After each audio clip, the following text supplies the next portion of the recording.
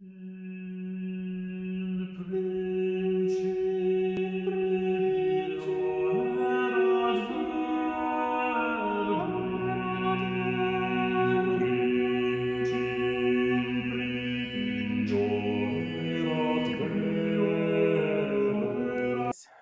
to another review by the Catholic Review of Books.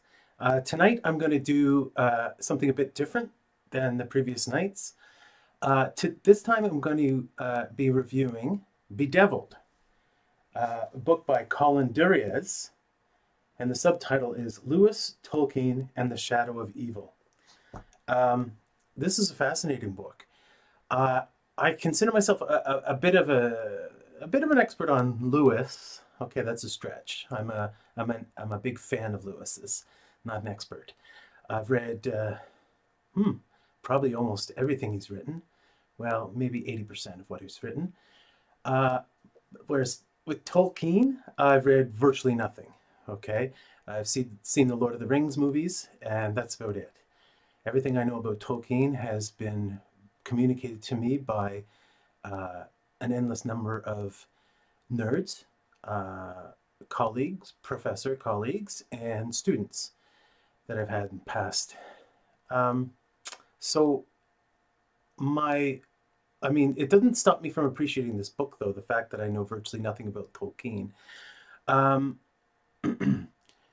But nevertheless, this book was fascinating. So if you think about Lewis and you think about Tolkien, and you put them side by side, and you think about their writings, just off the top of my head, we're talking about 3,000, maybe 4,000 pages, if not more, maybe 5,000 or 6,000 pages. So again, I think Tolkien would have the lion's share of that because of his Lord of the Rings trilogy, The Hobbit, Silmarillion, and probably lots of other things I never even heard about. Lewis's works are well known. They're numerous, but none of them are as long as Tolkien's popular works. Now, this book looks at the concept of evil as it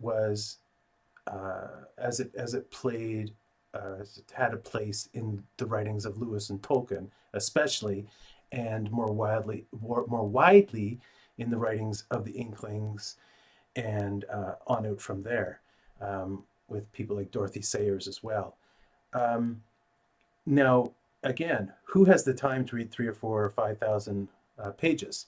Well, we do. We have that time in our life. And if, I was marooned on a desert island with Inklings only, I would make my way through those writings 2 or 3 times before I died, certainly. But this is a very important topic. The author, Duriez, situates, and you can tell from the cover of the book itself, which I'll place at the start and end of this video, place it in the context of the World Wars. One of the big questions I had during my days of theological formation at St. Michael's College in Toronto, I often wondered, how did World War II especially impact the great theologians that I was there to study? So people like, sure, Ratzinger and Wojtyla, de Lubac, and so on.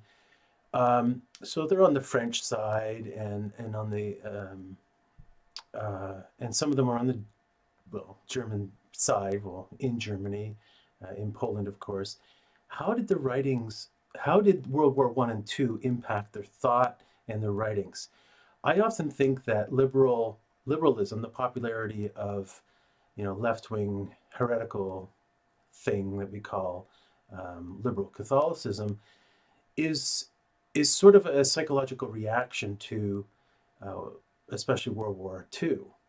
I mean, I could explain this some other time and place, but I think the gist of it's pretty self-explanatory.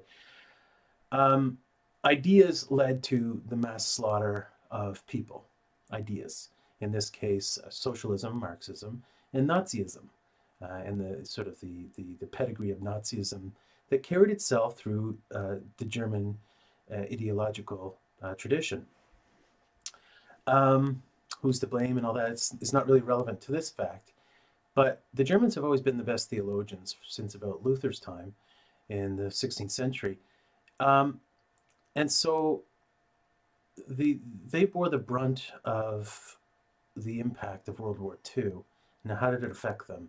I mean, we can see even now with the immigration crisis from the Syrian civil war impacting Germany in strange and almost inconceivable ways, that this is the history of World War II playing itself out still. Okay, question is, I once wrote, I wrote in one of the issues early on in the Catholic Review of Books, one of the first issues, I said that C.S. Lewis, kind of like my grandfather, seems to me too good for the world itself, okay? Too good for this world. Lewis was a pure soul, as was my grandfather, and yet he lived through a horrendous time, okay? Um, so how did this impact upon his imagination?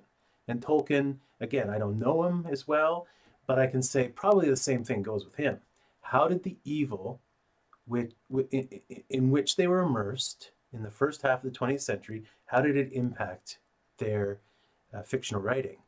Okay, so obviously the presence of evil is up front and center in Lord of the Rings, and when we think about writings of C.S. Lewis, Problem of Pain, and so on, that's that seems like a pretty front and center idea too with Lewis. So, and then when we take again his sci-fi trilogy, and of course the Chronicles of Narnia, um, good and evil, light and darkness. These are themes that are primary to C.S. Lewis and themes that are primary to Tolkien.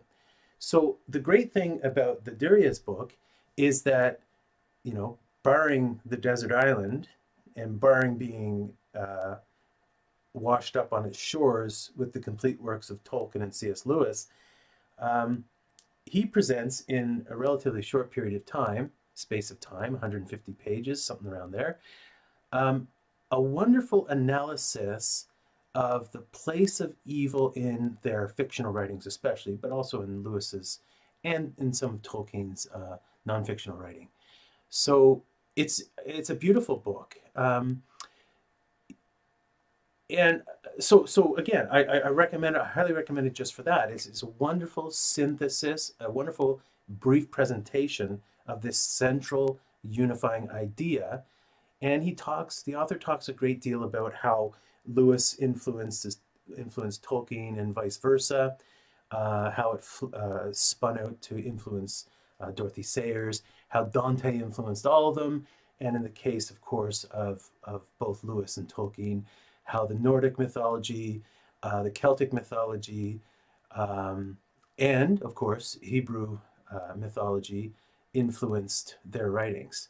I highly recommend this book. Again, it's not much investment of time, and it's very well written, very clear, very concise, very approachable, um, and and so I guess one final footnote on the whole thing is sort of how it got me thinking about, one of the most uh, I don't know, depressing is too strong a word.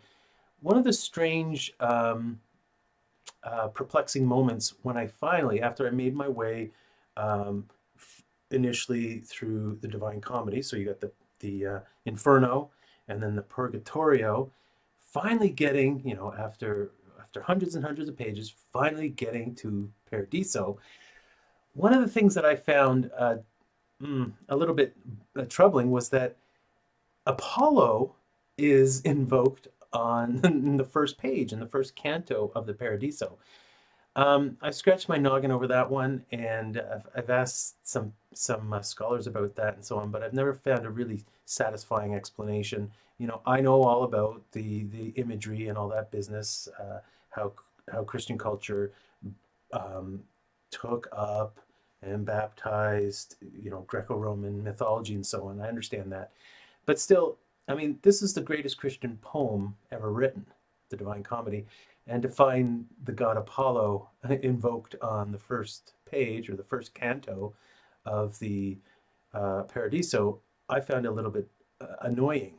So, but nevertheless, that's one of the themes that crops up in Duriez's book is how, again, I don't know if he talks about baptizing so much, baptizing Nordic or Celtic or Greco-Roman mythology, but that's sort of what he's getting at. And when you're dealing especially with Tolkien, um, you have that role. So what truth what truth can we arrive at Christian truth via these pagan sources and so on? Obviously, it's a larger topic than we can exhaust here in this short review. But nevertheless, this book is a great place to start. I'm sure if you've read any Lewis or Tolkien, you have definitely been thinking about light and darkness, good and evil, uh, and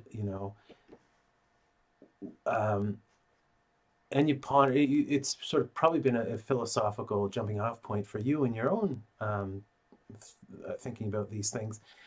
It's enormously worthwhile to think about, well, what is evil, what is good, and it's not always exactly the way it seems. We have the Faust tradition, of course, in the West, the idea of which was carried on by Goethe and Marlowe and different authors, and which Dorothy Sayers herself takes up. These are hugely important topics, and the way that C.S. Lewis is a very modern person. Okay, yeah, he died back in the 60s, but he's a very modern and perceptive person. And so his observations on the nature of good and evil, which he deals with in Abolition of Man, in Screwtape Letters, and in uh, Pilgrim's Regress, and